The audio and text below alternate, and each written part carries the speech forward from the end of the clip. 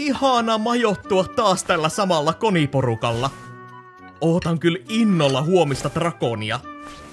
Aattelin kossata Lloydia Spy X-Familystä. Kun mulle on sanottu, että näytän siltä tosi paljon. Ja se sarja on törkeen hyvä. Se on kyllä tosi nähty sarja. Sen sijaan One Piecessa on sentään juonia hyviä hahmoja. Ja Anya on niin ärsyttävä hahmo. Mitä ihmettä? Mun mielestä ne molemmat on yhtä hyviä sarjoja. Maratonasin ne molemmat viime viikolla. No, ainakin Spy X-Familyn jokainen jakso on hyvin animoitu. One Piecessä niitä näkee vaan kerran vuodessa. Ootapas kun saatte vaapukkamelun tuhottua! Hei, älkää turhaan kinastelko! Meillä kaikilla on omat mielipiteemme.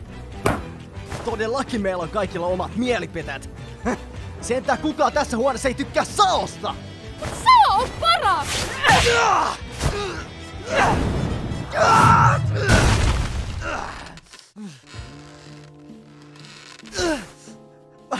Mä luulen, että me voidaan vapaasti keskustella meidän mieltymyksistä ja lempisarjoista. Kohta te varmaan kerrotte, että ananas kuuluu pizzaan. Onhan se totta, että jokaisella on oikeus omaan mielipiteeseensä. Eikä ole olemassa oikeaa tai väärää. Miksi pitää väitellä, kun voi levittää rauhaa ja rakkautta? Ja ai niin, ananas kuuluu pizzaan. Mä niin tiesin tän! Mulle riitti tää